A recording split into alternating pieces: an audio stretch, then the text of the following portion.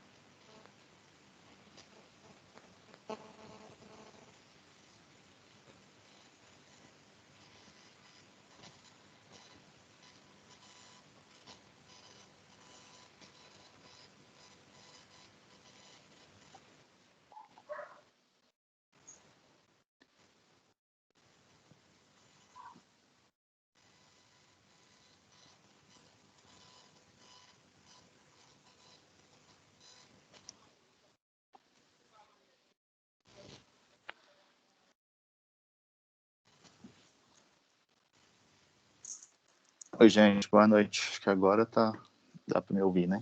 O microfone estava chato.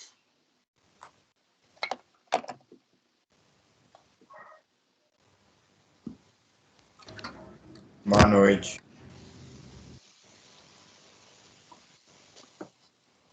Tudo bem?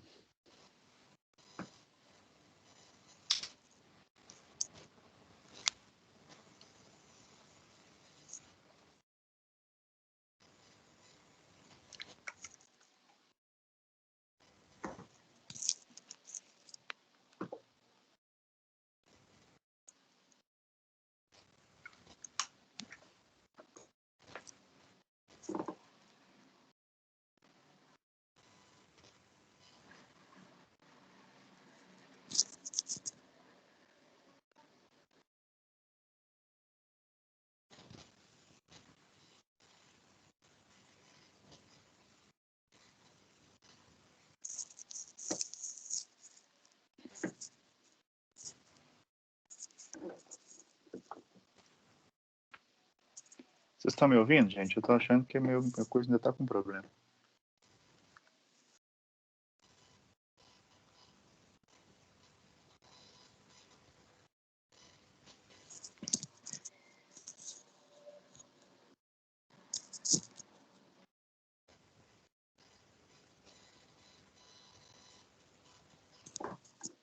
Oi?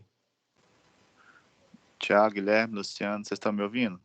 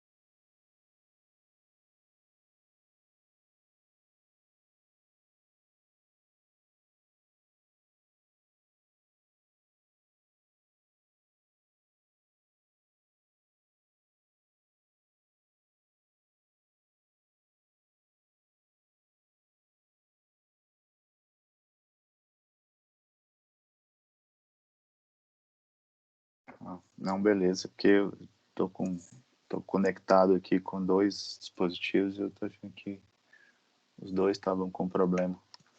Eu não sabia se vocês estavam me ouvindo. Eu tô te ouvindo, Antônio. Ah, não, beleza, agora sim. Cadê o povo, gente?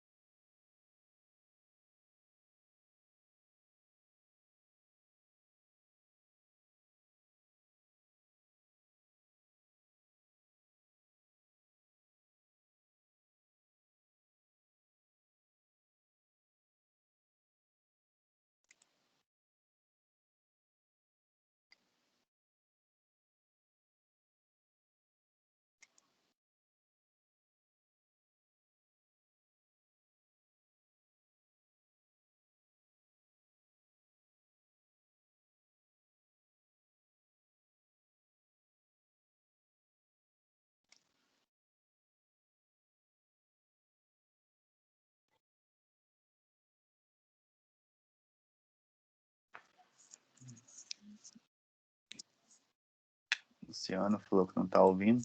Tá ouvindo agora, Lu? O meu tá funcionando normal. Ah, beleza. Ai, gente. Hoje é o povo que tá atrasado.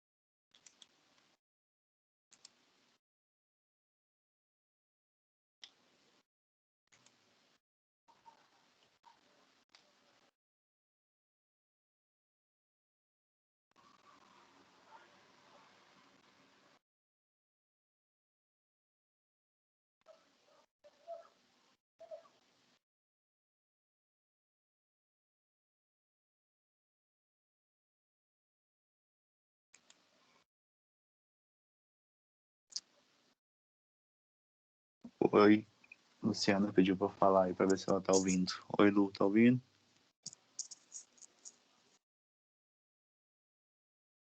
Ah, beleza. Tá sumida, hein?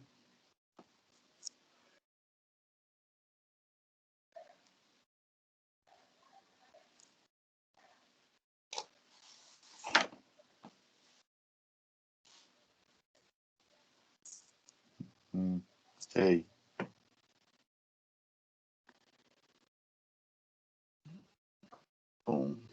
Gente, eu acho que eu vou começar. Não vou ficar esperando, não. 7h30 já quase. Beleza. Bom, então hoje, como eu comentei na semana passada, a gente ia já introduzir o segundo experimento, já para a gente fazer a discussão, né, também, da mesma forma que o primeiro. Então, nosso tema de discussão para hoje, ele ainda vai ser um tema mais tranquilo. Aí a gente começa com temas um pouco mais trabalhosos a partir do próximo tema, a partir da semana que vem. Então, a primeira prática, ela foi com o objetivo de falarmos sobre a questão da calibração, né? A importância da calibração de instrumentos, né? De vidrarias, enfim, de equipamentos de laboratório no geral, mais especificamente a gente falou aí sobre a calibração da proveta, né? Então, essa mesma metodologia que foi aplicada, né, que a gente trabalhou aí no caso da calibração da proveta, ela pode ser utilizada para qualquer outro tipo de vidraria, de instrumento. Então,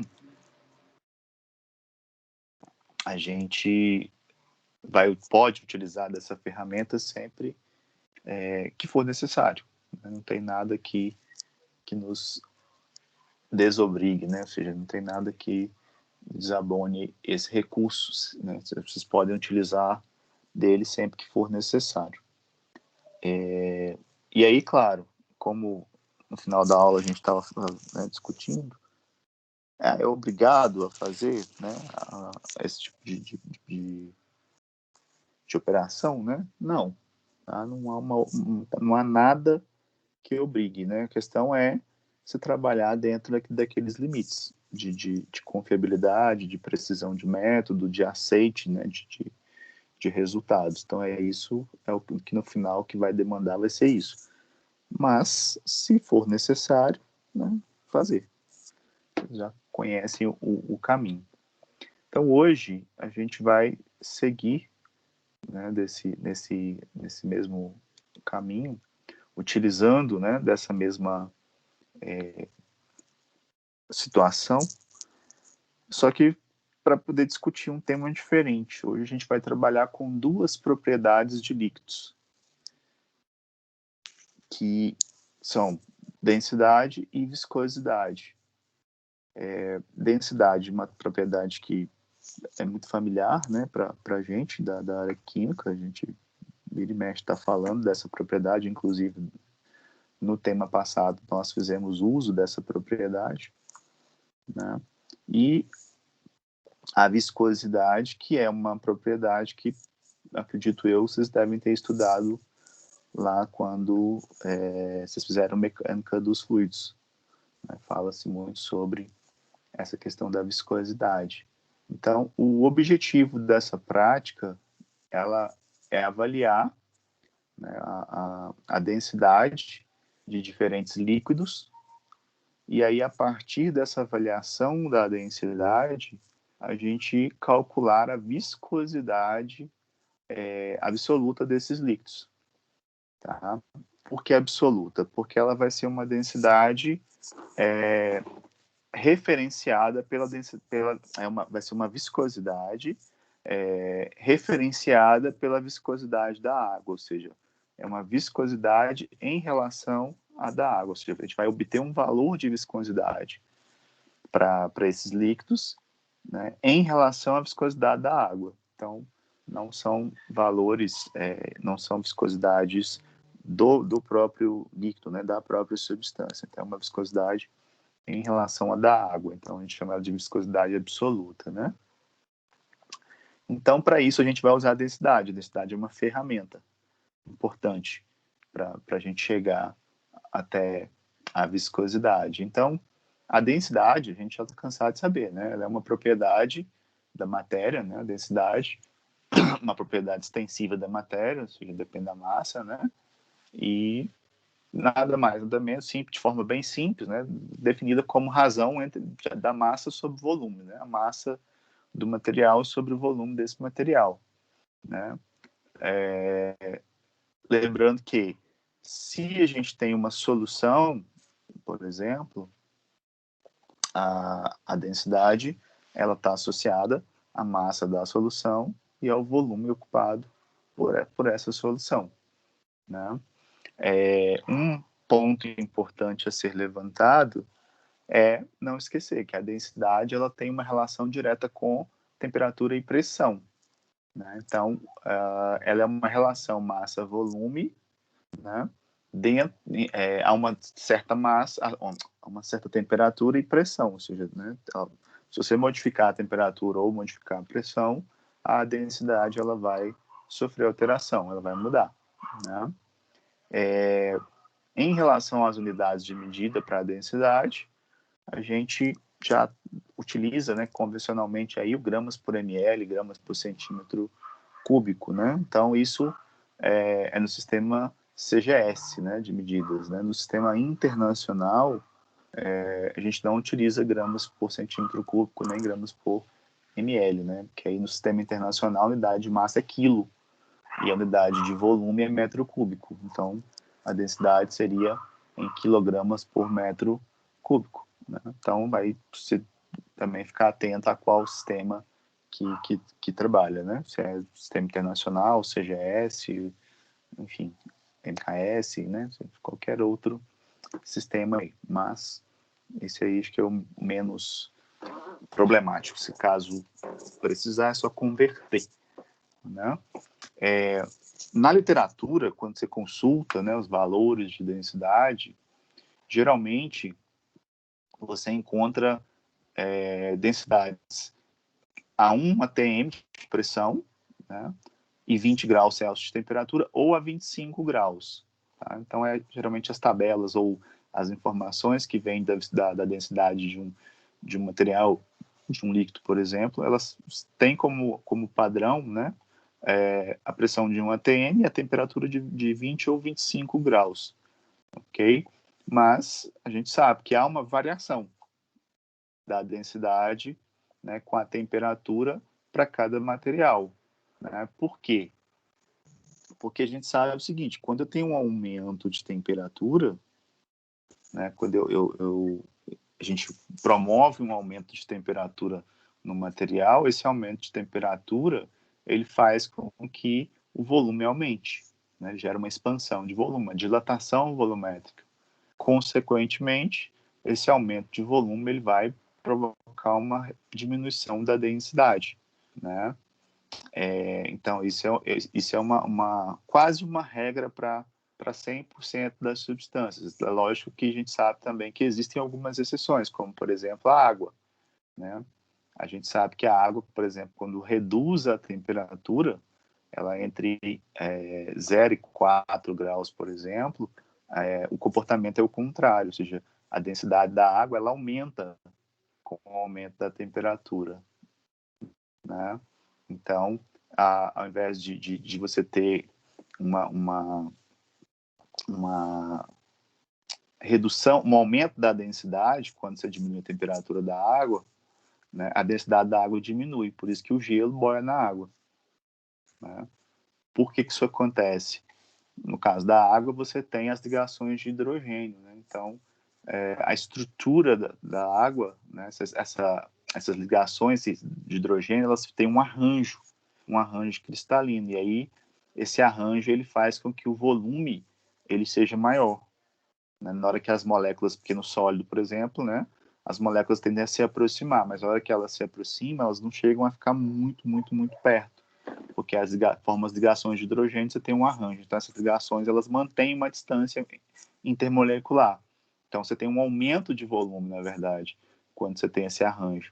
E aí a densidade, ao invés de diminuir, né, com o aumento da temperatura da água, ela aumenta com o aumento da temperatura, porque na hora que você aumenta a temperatura da água, essas ligações, né, esses arranjos, eles são quebrados, e aí as moléculas se aproximam.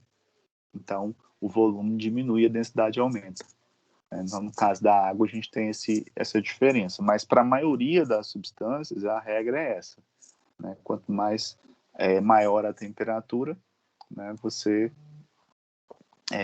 não, tem slide não, Luciano.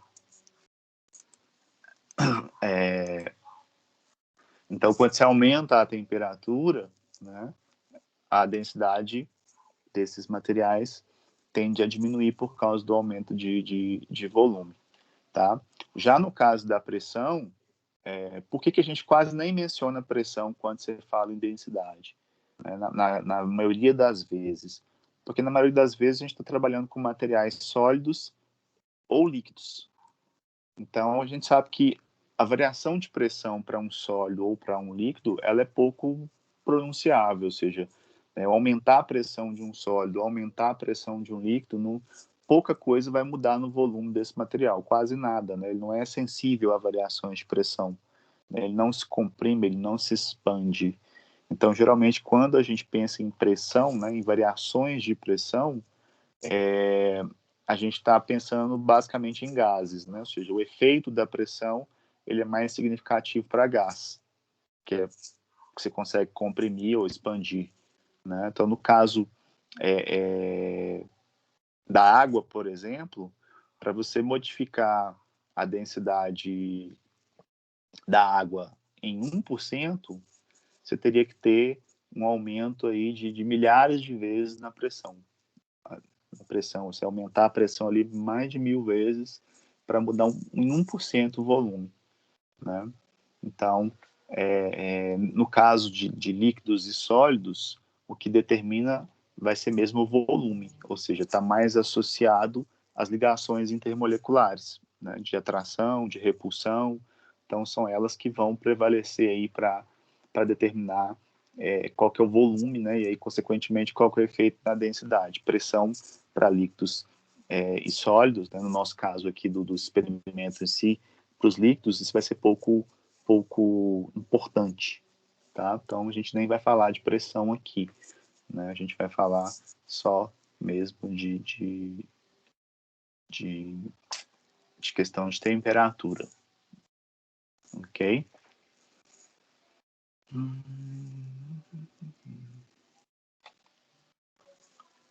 eu ver aqui.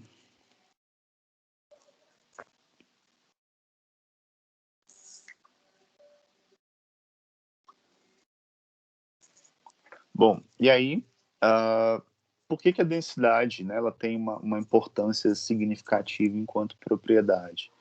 Porque a densidade é uma propriedade específica da matéria, né? Ou seja, o que é uma propriedade específica? É uma propriedade que é só do material. Ninguém tem, nenhum outro vai ter igual. Então, durante muito tempo, por exemplo, a densidade ela foi utilizada para a identificação de compostos diferentes, ou seja, para você caracterizar um metal, por exemplo, né?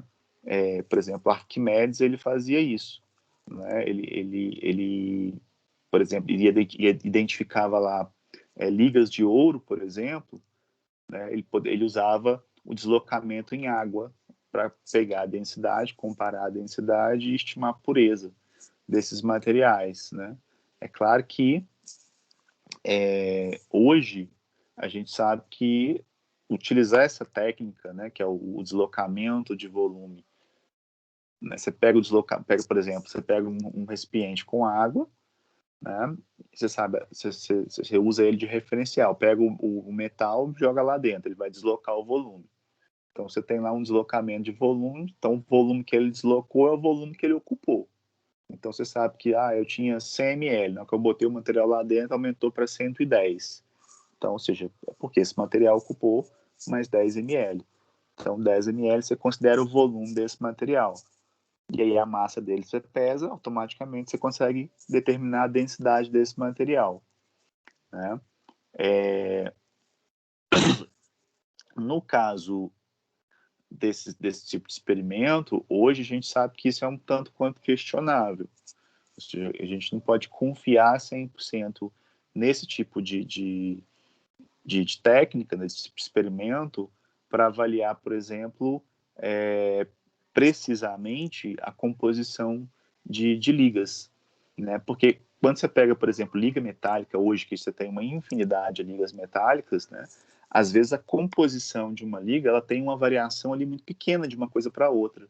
Você pega o aço X e o aço Y, por exemplo, né? Eles têm, assim, a diferença é de 0 alguma coisa por cento na composição de um determinado constituinte. Então, essa variação muito pequena, você precisaria ter uma precisão muito grande, né, uma sensibilidade muito grande de oscilação de volume para poder diferenciar essas ligas, né? Então, ou seja, geralmente o que vai acontecer? Você não vai ter isso. Você não consegue, por exemplo, a diferença aqui de uma liga X para uma liga Y é 0,01% de carbono, de manganês. Então, a hora que você vai ver o deslocamento de volume disso em água, não tem diferença, você não consegue perceber isso. Então, praticamente, você vai dizer que a densidade é igual. E aí, consequentemente, você não vai diferenciar uma liga da outra, vai falar que é a mesma coisa, né? Então, é um experimento que funciona. Então, esse teste de Arquimedes, ele é um teste válido, existe até uma norma, a STM, para esse experimento de Arquimedes, mas ele é usado em situações assim, bem específicas. Né? No caso dessas ligas, por exemplo, não funciona muito bem, não é recomendado. Uma, uma situação onde o experimento de Arquimedes é muito utilizado para determinação, por exemplo, indireta de porosidade de materiais sólidos. Você tem um material sólido, você quer determinar a porosidade dele, o teste de Arquimedes é uma forma de fazer isso.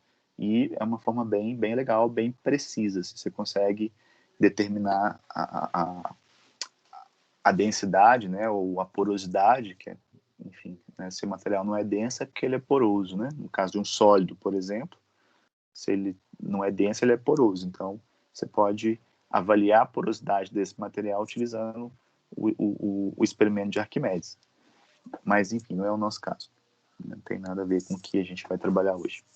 Mas, enfim, então existe o experimento, mas, no caso, né, para densidade, para situações em que a diferença de composição é só na concentração, né, ou seja, já tem concentrações quase que muito similares, muito parecidas, não é recomendado o experimento de deslocamento de volume, no caso do Arquimedes. Então, a gente busca outros caminhos, tá?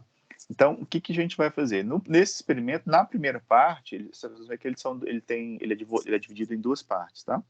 Na primeira parte, a gente vai só trabalhar com as densidades. Então, a gente vai trabalhar com a densidade da água e a gente vai trabalhar com 3 soluções.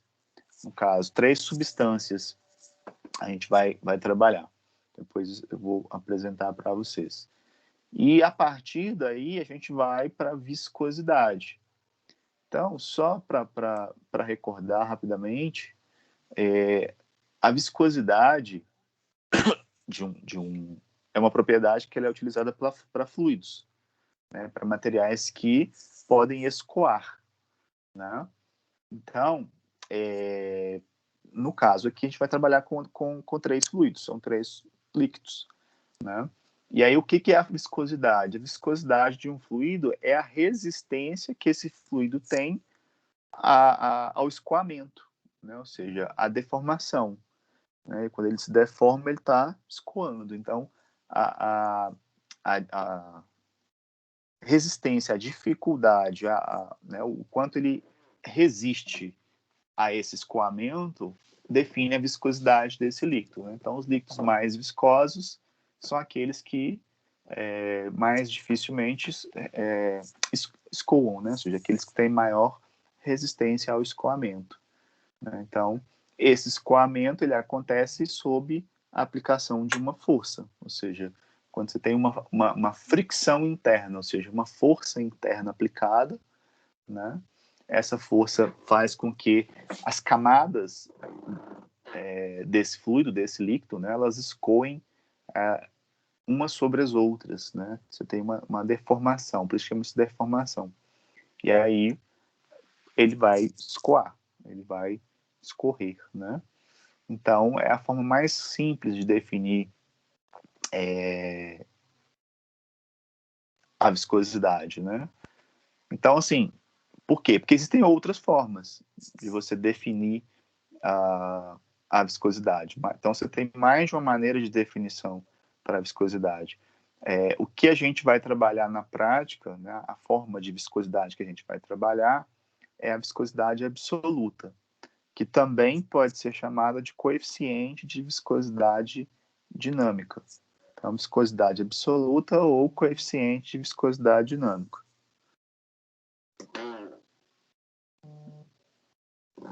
Ok?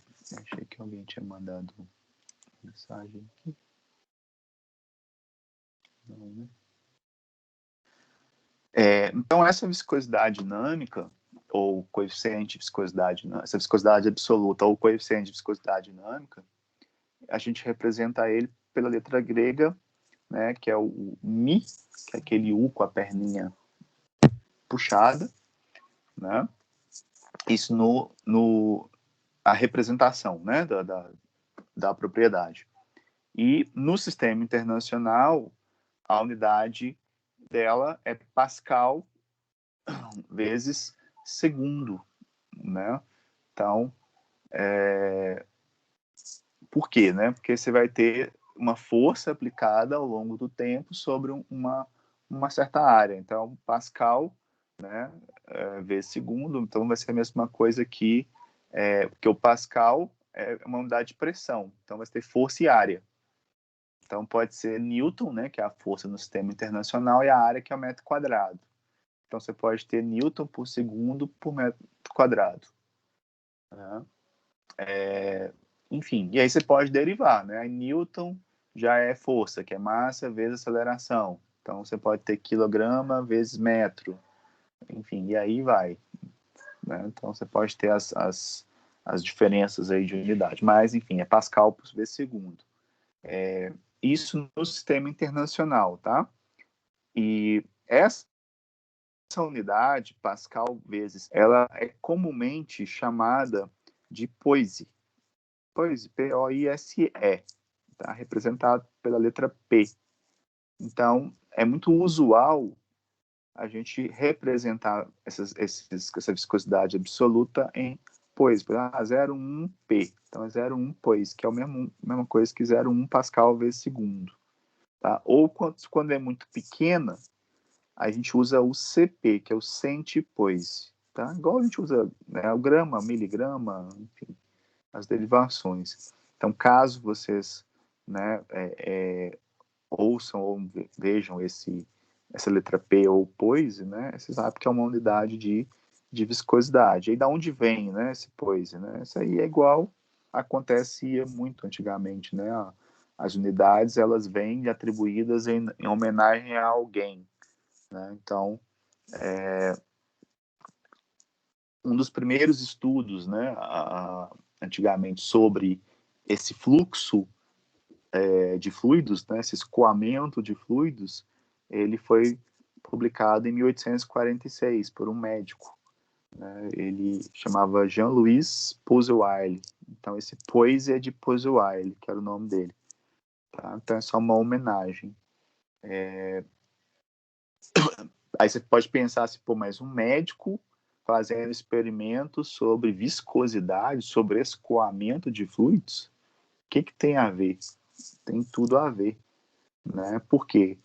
Porque quando ele estudou isso, esse cara ele era um médico fisiologista, então a intenção dele era avaliar como que o sangue ele escoava nas artérias, né, nas veias e nos vasos, ou seja, ele queria entender a respeito do fluxo de sangue nas veias, né, como que o sangue escoava ali dentro das veias. Então, esse escoamento de fluido, né, então é um fluxo ali laminar, no caso, né? Então, por isso que ele estudou. Então, por mais absurdo que pareça, né, tem tudo a ver. E aí, essa viscosidade tem essa importância, né? Outra forma de avaliar a viscosidade é o que a gente chama também, não de viscosidade absoluta, a viscosidade cinemática. É outra forma de definir a viscosidade. Então, nesse caso, é uma relação com a densidade. Então, como que eu obtenho a viscosidade cinemática? A gente pega a viscosidade absoluta, que é a que a gente vai trabalhar, e divide pela densidade do líquido. Então, viscosidade absoluta dividida pela densidade do líquido traz para nós a viscosidade cinemática. E aí a unidade de viscosidade cinemática é o Stokes. E aí a mesma coisa, né? O Stokes é o mesmo que centímetro quadrado por segundo. E a mesma coisa, a escolha do Stokes é em homenagem a outra pessoa, no caso agora um físico, tá? Que era Gabriel Stokes, George Gabriel Stokes. Então ele também era um estudioso aí sobre essa dinâmica de fluidos, essa questão do escoamento de fluidos. Então ele foi dado esse nome em relação a ele. Né? Então são formas diferentes, tá? De descrever a viscosidade. Né? Aí vai muito, sabe, mas qual que a gente vai usar? Qual que eu devo utilizar? Enfim, isso é o de menos. O importante é você saber para que serve ou, né, o que você vai trazer de informação com isso ou para onde é que você vai precisar caminhar com essa informação. Nós aqui não vamos trabalhar com a cinemática, a gente vai trabalhar só com a absoluta, né, o coeficiente de viscosidade. E no nosso caso, a gente sabe que existe uma preocupação com a temperatura. Então, todo fluido, né, e nós vamos lembrar aqui, fazendo uma revisão rápida de mecânica, né, dos fluidos. Todo fluido que tenha cuja a viscosidade dele, né, depende da temperatura e pressão, ou seja, se eu tenho um fluido e essa viscosidade dele só tem relação, só tem dependência da temperatura e da pressão, ou seja, não tem nenhuma dependência da força que é aplicada para ele escoar, tá? Esses fluidos, eles são chamados de fluidos newtonianos, né? Então aí, lembrando, né? Então, se eu tenho um fluido que ele escoa, o escoamento dele, né? Ou seja, ou a viscosidade dele está relacionada somente com temperatura e pressão. Não tem nenhuma dependência da força que você vai aplicar para ele escoar. Diferente, tá? Não entendam força de escoamento com força de interação, né? Então, a água, por exemplo, ela é um fluido newtoniano. Independente de se aplicar força ou não, a viscosidade dela não muda nada, não altera a viscosidade, né? Escoa por si só. Tá? Ela é um fluido newtoniano. Então, esse tipo de comportamento, ele aparece para a maioria dos líquidos. Então, a maioria dos líquidos são fluidos newtonianos, né? Igual eu falei aí da questão da água. Em relação à temperatura, o que a gente observa? A viscosidade de um líquido, ela tem uma tendência natural a diminuir com o aumento da temperatura.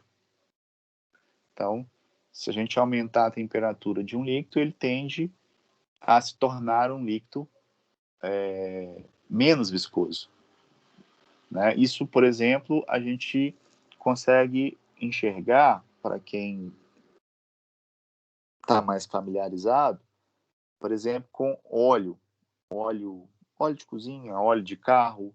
Então, quando você compra o óleo, ele tem uma viscosidade. À medida que você vai utilizando, vou pegar o carro, por exemplo, né? Quando você pega o óleo, ele está lá com uma viscosidade. Quando você vai trocar o óleo, que ele, né, é retirado, ele já sai bem mais ralo, né? Vou usar o português, né? O vocabulário coloquial.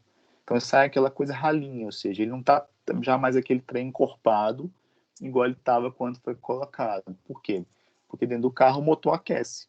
Então esse óleo ali dentro ele está sendo, né, levado a efeitos de elevação de temperatura, ou seja, e aí com isso, com o tempo, a viscosidade dele vai diminuir. E é exatamente por isso que você troca, né? Porque ele perde as propriedades, que a intenção ali é ele funcionar como um redutor de atrito.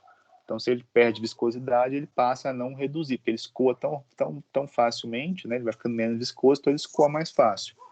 Então, ele não passa a reduzir atrito mais, e você tem desgaste das peças. Então, ele tem que ser substituído. Então, no caso dos líquidos, você tem essa questão.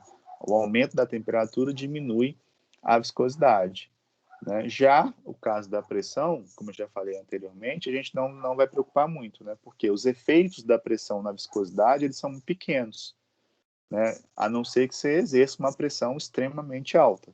Aí você vai mudar a viscosidade do líquido. Então, assim como a pressão ela influencia pouca coisa na densidade de um líquido, ela também influencia pouca coisa na viscosidade, tá?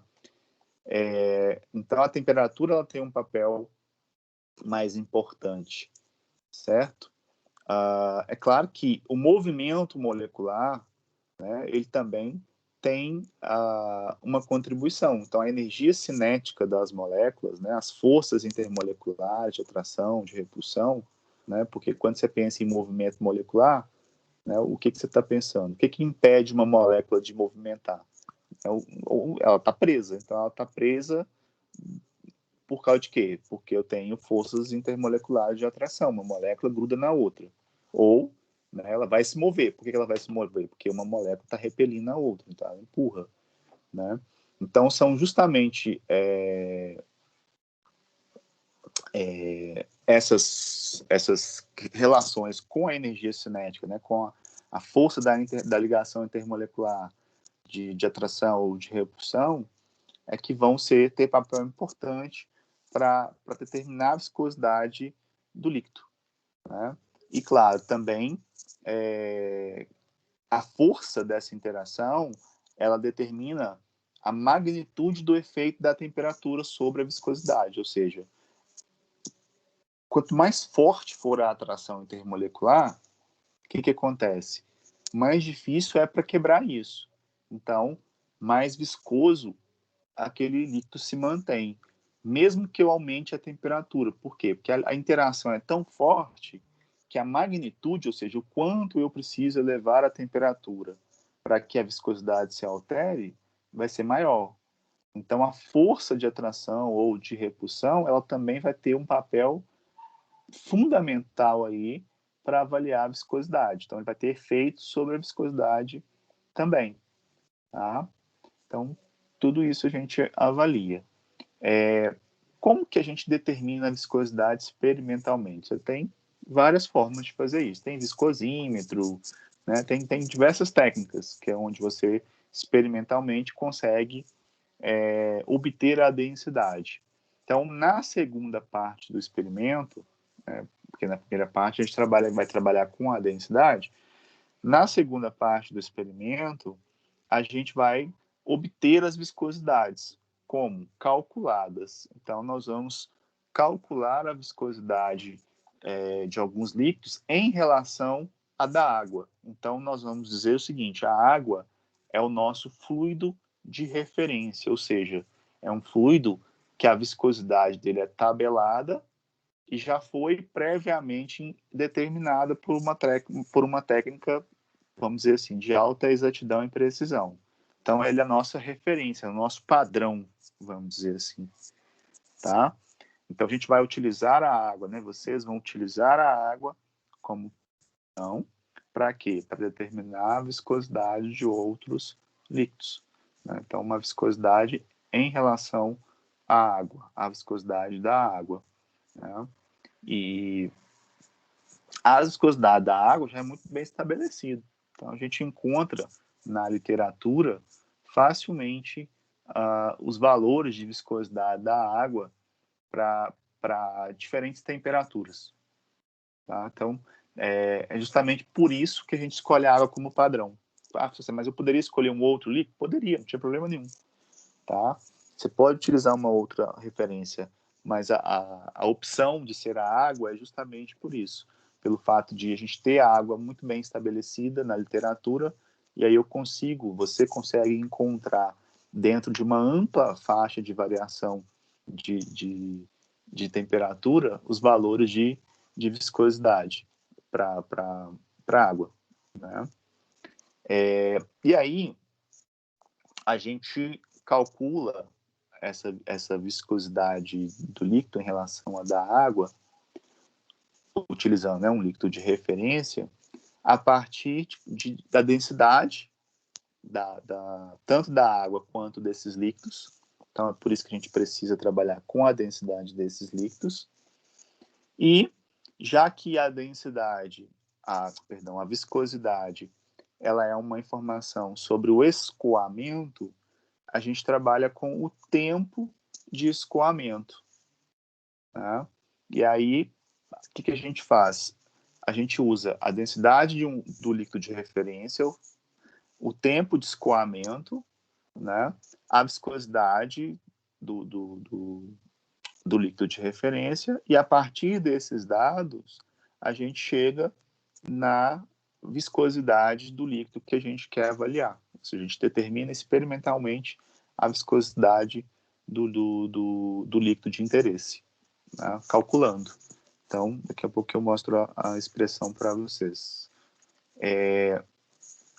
Então, por isso que para a gente fazer o cálculo da viscosidade, a gente precisa dessas outras informações. Então, eu preciso saber, né, a viscosidade da água, na temperatura que eu estou trabalhando, tabelada, pego lá prontinho, né? O tempo que a água demora para escoar, já que eu estou comparando o escoamento do líquido com ela, a densidade dessa água e a viscosidade dela, né? Então, isso tudo a gente vai precisar conhecer. Está tabelado, né? E é claro, gente, na hora de fazer o experimento, a gente tem que prezar o seguinte: a condição ou as condições do experimento, elas precisam ser idênticas às condições dos dados de referência que eu peguei. Então, por exemplo, não adianta eu ir lá e pegar a viscosidade da água a 20 graus, a densidade a 20 graus, lá e fazer o meu experimento a 25, 30, né? Então, tem que se manter as mesmas condições, né? E sempre pensar nisso. Por quê? Porque a gente está falando de duas propriedades, viscosidade, densidade, que são propriedades que dependem da temperatura, né? É claro que aqui a gente está falando de dados simulados, né? Então acaba que isso não é uma preocupação que a gente vai precisar ter, porque os dados já estão aqui. Mas no laboratório, isso tem que ser pensado, tem que ser lembrado, tem que ser avaliado, né? Senão a gente dança lá, né? Então você pega lá o padrão numa condição e faz experimento em outra, né? Aí dança, né? Uma outra coisa importante quando você fala em viscosidade é o seguinte: geralmente a gente pensa assim, né? A viscosidade está associada ao escoamento, né? O líquido vai escoar, vai escorrer. Então a gente geralmente faz aquela relação assim, ó, o líquido mais viscoso, mais encorpado, né? Ele vai demorar mais tempo para escoar, ou seja, ele vai ter tempo de escoamento maior. Então, ou seja, líquidos mais viscosos, né, eles vão ter necessariamente tempos maiores de escoamento do que outros líquidos menos viscosos, né? Mas isso nem sempre é desta forma, tá? Por quê? Porque a viscosidade, ela não depende só do tempo de escoamento, tá? A viscosidade depende do tempo de escoamento e depende da densidade do líquido. Então, às vezes, vocês podem perceber o seguinte, que um líquido, mesmo ele sendo mais viscoso, ele escoa mais rápido do que outro que às vezes tem uma viscosidade menor. Então, não vai nessa, né, sempre afirmando, o líquido que é mais grosso, né, que é mais encorpado, ele demora mais para escoar, para escorrer. Nem sempre é assim, tá? Então, por quê? Porque não depende só do tempo, né? Não depende só do tempo, depende também da densidade. Então, fiquem atentos a essa questão aí.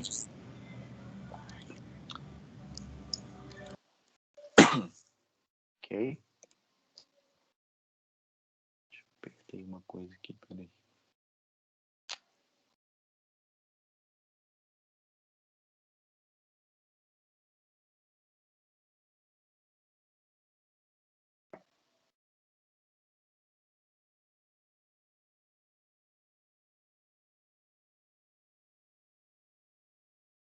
Só abrir aqui para poder compartilhar aqui com vocês. Só um minuto.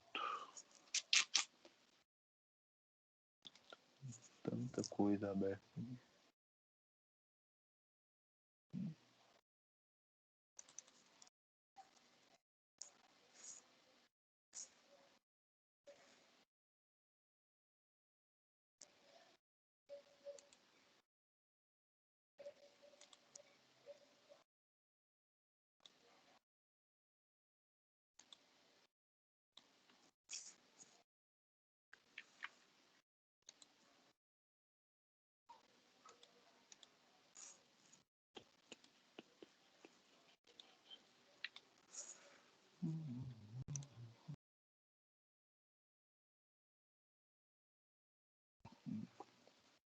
Agora eu estou compartilhando o tempo, Luciano. Então, a viscosidade. O que aconteceu aqui?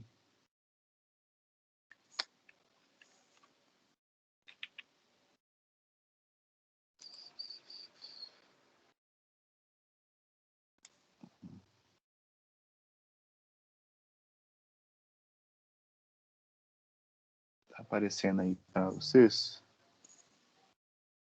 Pra mim tá. Sim. O Word aí, né? Tá aparecendo aí. Sim. Sim. Agora tá. Voltou. Tá.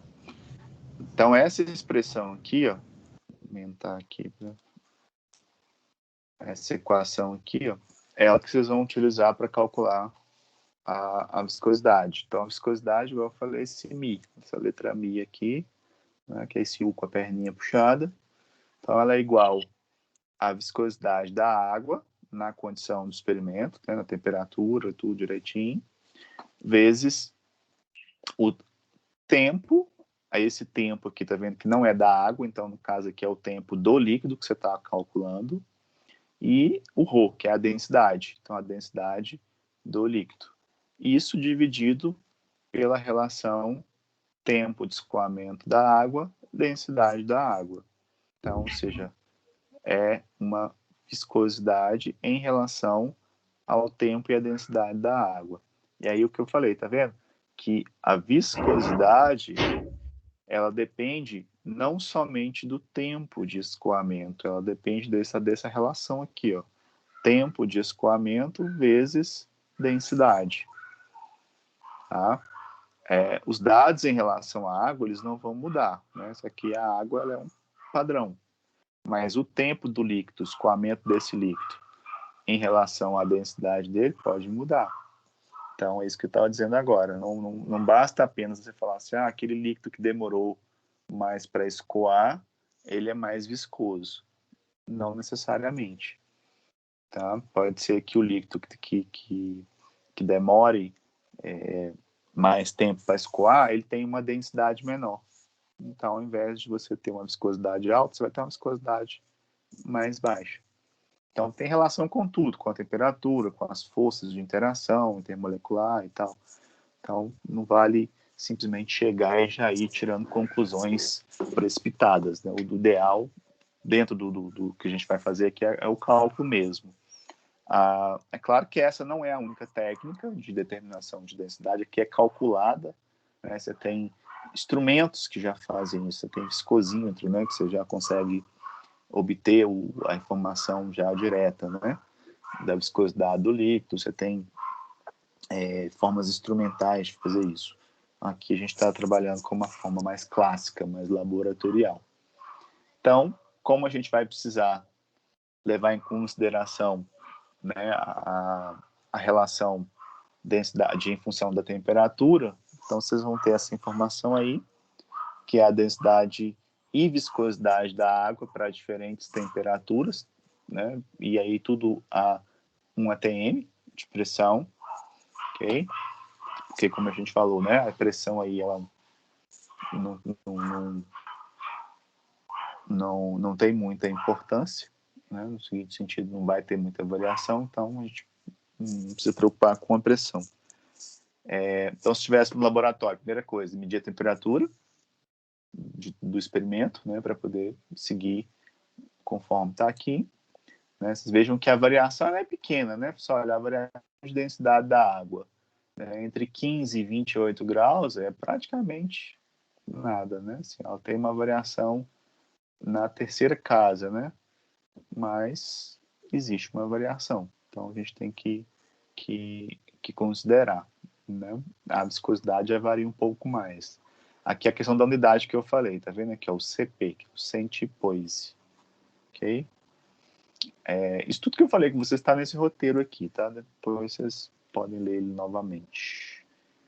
Então, a primeira parte é justamente trabalhar, que seria, né, trabalhar com a densidade. Então, para isso, o que se tivéssemos no laboratório, né, a gente precisaria lá da proveta, nossa velha colega proveta aí do experimento passado, termômetro, balança, Becker, né?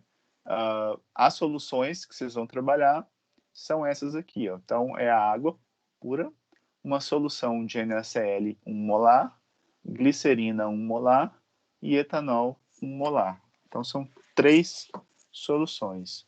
Né? Então, nessa parte que a gente vai fazer, avaliar as densidades. Né? Da água, só pegar na tabela, tá? Na condição.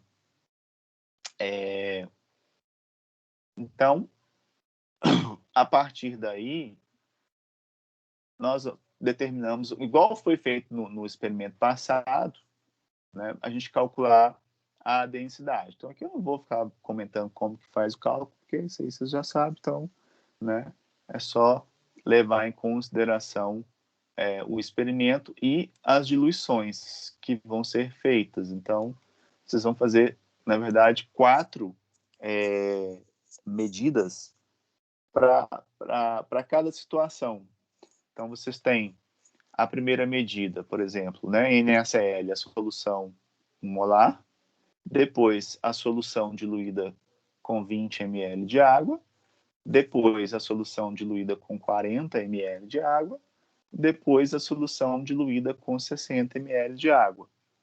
Então, são 4 medidas.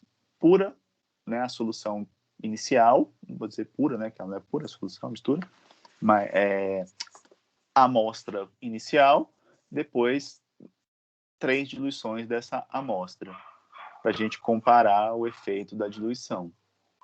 E aí, na tabelinha que está aqui, vocês vão preencher com todas as informações, né? Enfim, aqui é só a questão, o trato experimental. Então, a temperatura que a gente vai considerar, 22 graus, tá? Então, temperatura simulada. É aí que eu já dei alguns dados para vocês das pesagens, tá? Então, vocês vão trabalhar com esses dados aí. São dados simulados, ok? Os dados do experimento passado, eu acho que eles estavam mais bonitinhos do que os deste. Porque os do experimento passado eu consegui testar antes de fazer, de passar para vocês. Esses aqui eu não consegui testar todos. Então pode ser que alguma coisa aí vocês percebam alguma, sei lá, talvez um comportamento não tão dentro daquilo que vocês já esperem. Tá? Mas é bom porque aí vocês podem discutir, né? Fazer de conta que esse dado aí é o famoso ponto fora da curva, e a gente tem que discutir ele. Bom, então nessa primeira parte, completar essa tabelinha, e aí gráfico linearizado da densidade em função da concentração molar das soluções. Então, a primeira parte aí, você vai, né, pegar o gráfico, construir o gráfico linearizado da densidade em função da concentração das soluções. Aí, claro, né, um gráfico para cada solução. Então, são 3 soluções, né, NaCl, glicerina e etanol. São 3 gráficos, um para cada um. Morreu a primeira parte. Segunda parte, a determinação da viscosidade. Então, como que a gente determinaria a viscosidade lá no experimento? Usando as soluções, né, as 12 soluções, né, a gente precisaria só medir o tempo de escoamento dessas soluções. Por quê? Porque nós já temos a densidade delas, os dados da água a gente já tem, né? Depois que concluir aqui a parte 1, a gente já tem as viscosidades, as densidades, e aí falta só determinar a viscosidade, que vai ser a partir do tempo de escoamento. Então, no laboratório, a gente utiliza a bureta para escoar. Por quê? Porque é fácil você abrir e fechar a torneirinha, né, é mais fácil para manipular, e você garante que é exatamente o mesmo recipiente, né, o mesmo volume ocupado, ou seja, você garante a reprodutibilidade da situação para todo mundo. Para todo mundo. Ok? Então, você tem essa garantia. Né? Então, por isso que eu usei a bureta. Né? Então, você, tem alguma finalidade a bureta, né, ser de 50 ou de 100, não interessa. Porque o tamanho da bureta não importa. A gente nem preocuparia com a graduação, né? Que a gente vai medir o quê? Tempo. Então, é cronômetro, né? E o termômetro, obviamente, para medir a temperatura, para garantir que é a mesma lá do início, né? Ou seja, você garantir que está sendo realizado a 22 graus. Então, o que você faria nesse caso? Pegava lá a bureta, enchia ela com a solução, abre a torneirinha, deixa escoar até acabar. Né? Marca o tempo, anota, repete, né, para você ter umas réplicas. Pronto, acabou. Ó, deu tantos segundos, tantos minutos, sei lá, para escoar. Né, da bureta cheia até ela esvaziar. Vai lá e faz a mesma coisa para a solução 2, depois 3, 4, né, enfim, e assim sucessivamente. Ou seja, então você avalia, né, o tempo de escoamento de cada líquido, de cada solução na bureta. Então, repetindo, né, o fato de ser uma bureta de 50 ml aqui não tem absolutamente nada a ver com a obrigatoriedade de se ter uma bureta de 50. Poderia ser uma de 100, não importa. É o tempo de escoamento. Poderia ser outro recipiente, eu poderia pegar, por exemplo, um funil de separação? Poderia, né? Também serviria. Você enche o funil, fecha a torneirinha lá e deixa escoar. Né? Só que você vai gastar uma quantidade maior de material. Né? Então, aqui a ideia é porque você uma bureta de 50, né, muita coisa, né, e fica fácil de você controlar a reprodutibilidade, né, ou seja, você garante aqui que você fez exatamente o mesmo teste nas mesmas condições para todo mundo, mas você poderia adaptar isso para qualquer outro tipo eu tenho um tubo aqui na minha casa que eu posso usar ele, beleza, sem nenhum problema, tá? Não faz diferença. Então, a ideia será justamente essa, você encher a bureta, né, colocar o becker para coletar, zerar o cronômetro para abrir a torneira, né, abrir a torneira e iniciar a contagem. Pronto. Repetir para você poder ter, né, minimizar aí a dispersão e a partir daí a gente consegue calcular a viscosidade dinâmica da solução. Então, fiz aqui a mesma coisa, né? E aí, lembrar, cálculo da viscosidade, você vai lá pegar a viscosidade da água na tabelinha, né, de acordo com a temperatura, a densidade, né, enfim, e fazer isso para cada solução. Então, você vai fazer isso várias vezes. Então, aqui tem uma tabelinha com as 12 amostras, né, lembrando, solução né, todos que eu chamei de 1 aqui são as soluções de partida, né? 2, 3 e 4 são as diluições na ordem, né? Na respectiva ordem. Então, aqui eu considerei os tempos de escoamento de cada uma. Então, foram 3 testes, T1, T2, T3. Eu fiz 3 corridas, marcando o tempo. Então, estão aí os tempos, né? Então, a partir desses tempos, vocês vão utilizar aí um tempo médio, né? Para calcular e determinar o coeficiente de viscosidade dinâmica em cada para cada uma das situações. Pronto. Feito isso, vamos aos tratamentos da segunda parte. Gráfico comparativo, né, relacionando o tempo de escoamento de cada solução em função da concentração. Então, quando eu falo gráfico comparativo, o que isso significa? A concentração é a mesma para todas as soluções, né? A ordem de concentração, 1 mol por litro, depois com 20 ml vai cair para um valor, com 40 vai cair para o mesmo valor das outras, né? E assim sucessivamente. Então, ou seja, as 4 concentrações são iguais para todas as soluções. Então, a concentração da solução 1 de NaCl é a mesma de glicerina, que é a mesma de etanol, e assim para 2, para 3, para 4. Então, o que vai mudar? Né? O tempo de escoamento. Então, a gente vai comparar os tempos de escoamento de cada solução em relação à concentração. Então, esses dados aqui é um gráfico só. Então, no mesmo gráfico, vocês vão representar como que a solução de NaCl se comporta, como que a de glicerina comporta, como que a de etanol se comporta. E aí a gente compara as 3 situações. Claro, né, construir o gráfico comparativo, isso indica que você tem que fazer a discussão lá. Ó, o comportamento é esse, e aí, se isso é normal, tá certo, não tá, você esperava isso mesmo, não esperava, e, obviamente, por causa de quê?